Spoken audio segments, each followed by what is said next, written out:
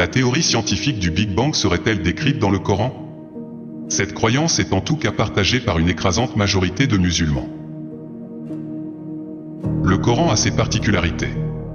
C'est un ouvrage dont l'ordre chronologique naturel a été bouleversé par ceux qui ont entrepris sa compilation après la mort de Muhammad. Ce qui en fait un livre fragmentaire, déstructuré et répétitif, passant d'un sujet à l'autre en permanence, ce qui peut être déroutant pour le lecteur non initié. Aussi, le Coran revendique inlassablement son statut de rappel, et ce n'est pas anecdotique, cela explique le caractère succinct et allusif de ses narrations, qui renvoient implicitement au livre qui le précède. Il s'adresse à des bédouins du désert d'Arabie au 7e siècle, leur parlant d'histoires qui ne leur sont pas étrangères. Si l'on veut donc du détail dans le Coran, ce n'est pas possible. Pour saisir la cosmographie coranique, il n'y a donc pas de chapitre dédié, pas de jeunesse comme pour la Torah. Il faut donc rechercher dans le Coran, comme pour un puzzle, tous les versets que l'on trouve sur un sujet donné, puis les juxtaposer pour avoir une idée de la cosmographie coranique. À propos du prétendu Big Bang coranique, le verset concerné est le verset 30 de la sourate 21. Ceux qui ont mécru, n'ont-ils pas vu que les cieux et la terre formaient une masse compacte? Ensuite, nous les avons séparés et fait de l'eau toute chose vivante. Ne croiront-ils donc pas? Présenté ainsi effectivement, quand on est musulman, ça fait rêver. J'y ai moi-même cru la plus grande partie de ma vie.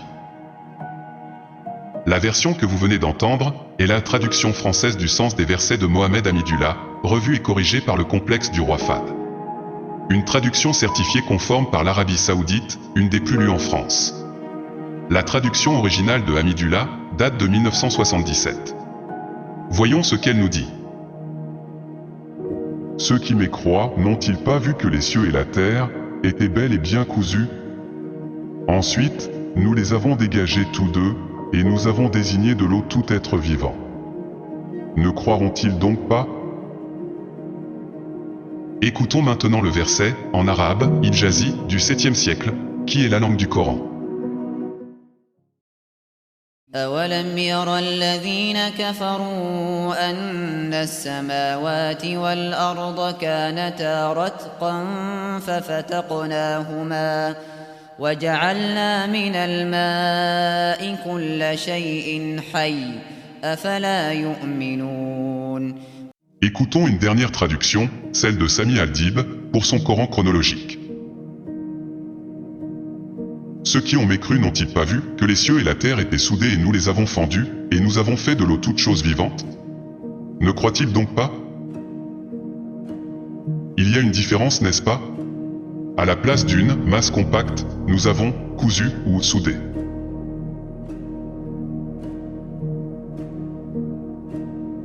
Voyons à présent à quoi renvoie le terme arabe. Il s'agit d'un apax, ce qui signifie qu'il n'a aucune autre occurrence dans le Coran. La méthode de la concordance étant à privilégier, elle est hélas impossible dans le cas d'un apax. Ouvrons donc les dictionnaires.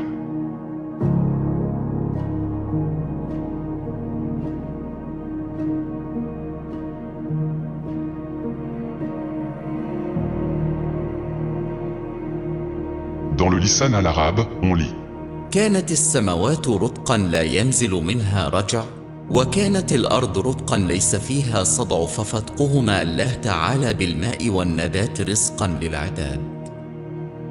Traduction. Les Mufassirines et exégètes ont dit. Les cieux étaient Radkan, d'où rien ne pouvait descendre. La terre était Radkan, sans fissure. Alors, Allah le Très-Haut les a affata que par l'eau, et fit des plantes comme nourriture pour les esclaves. Dans le Coran, le ciel et la terre préexistent comme deux entités bien distinctes au sein d'un ensemble binaire à l'état primitif. Puis sont séparés ou déchirés. Rien n'éclate ni n'explose, c'est le premier point. Nous sommes en fait en présence d'une variante d'un objet mythologique très connu. Le chaos primordial.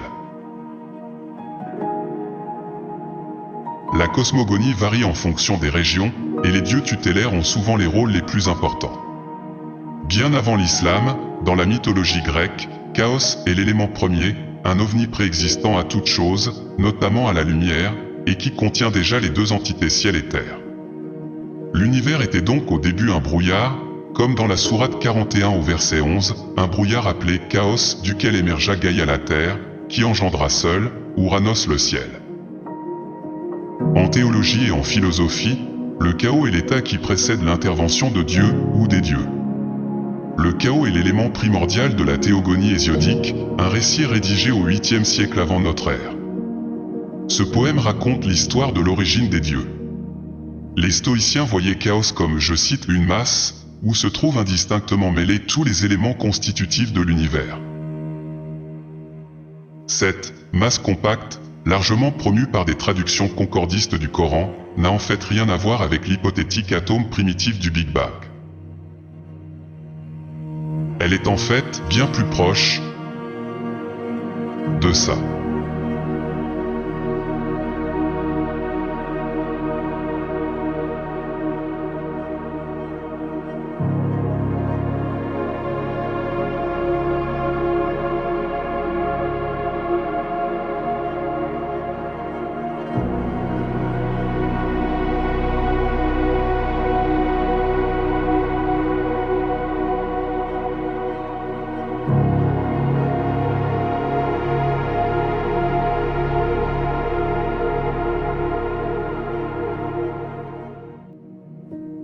Depuis quelques années, le créationnisme, mais aussi le concordisme, ont trouvé dans l'islam un nouveau terrain de jeu.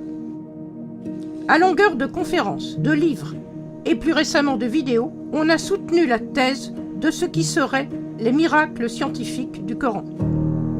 Face aux découvertes scientifiques en biologie, physique, astrophysique, etc., il est rétorqué, non pas seulement que le Créateur a tout prévu, cela va bien plus loin. Il est rétorqué que les miracles scientifiques sont énoncés en toutes lettres dans le texte même du Coran. Certaines officines ayant pignon sur rue ont dépensé des sommes folles. Elles ont manipulé des scientifiques pour parvenir à amener les gens à se convaincre de cela. Voilà donc de quoi il s'agit. Le verset 30 de la sourate 21 contient deux termes qui ont un sens inverse. Il s'agit de ratq, qui désigne ce qui est fermé hermétiquement et qui ne laisse rien sortir de ce qu'il contient.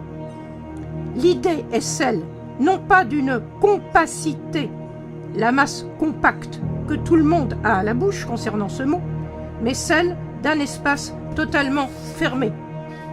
Le mot inverse, c'est fatr. Il désigne le contraire, à savoir l'ouverture qui se fait dans ce qui était complètement fermé et qui donc permet à un contenu de sortir de son contenant. C'est la suite du verset qui permet de comprendre de quoi il s'agit. La représentation n'est pas du tout celle d'une masse unique, c'est celle de deux ensembles distincts. D'une part le ciel et d'autre part la terre qui se font face. Alors pourquoi cette fermeture totale à laquelle succède une ouverture? Eh bien, la suite du verset nous le dit. Si le ciel qui était fermé s'ouvre, c'est pour faire tomber la pluie sur la terre. La terre qui était elle aussi fermée s'ouvre à son tour. Si la terre s'ouvre à son tour, c'est pour faire surgir la végétation nourricière. Dans le Coran, la végétation nourricière, c'est avant tout celle du mar'a, le pâturage du désert, qui est évoqué très tôt dans la thématique coranique de la création, comme dans la sourate 87 au verset 4. L'ouverture du ciel permet la descente de la pluie, qui est vue comme se trouvant conservée dans les khaza'in, les resserres célestes, qui est évoqué dans la sourate 15 entre les versets 21 et 23. La pluie tombe alors sur la terre qui s'est ouverte, rendant vivant ce qui était mort, autrement dit, permettant la pousse végétale sur la terre qui était complètement aride. Vous trouvez cela dans la sourate 25 au verset 48-49. C'est exactement d'ailleurs ce que dit la fin du verset. Il y est dit « Et grâce à l'eau, ilma, donc grâce à la pluie céleste, nous avons rendu toute chose vivante. وَجَعَلْنَا مِنَ الْمَاءِ كُلَّ شَيْءٍ حَيٍّ » Ce verset n'a donc rien à voir avec la représentation d'un Big Bang, contrairement à ce que l'on s'imagine complètement à tort. Le miracle scientifique supposé est basé sur une lecture biaisée et décontextualisé du texte et des mots précis du Coran. Quant aux traducteurs, ils se sont laissés abuser par un rapprochement inconscient avec le récit de la jeunesse biblique et l'image de son chaos originel. Vous pouvez vous reporter à plusieurs de mes vidéos, comme Ratq Fatr, qui traite précisément du verset 21-30, ainsi que tout ce qui se rattache à la pluie et à la revivification de la terre. À bientôt.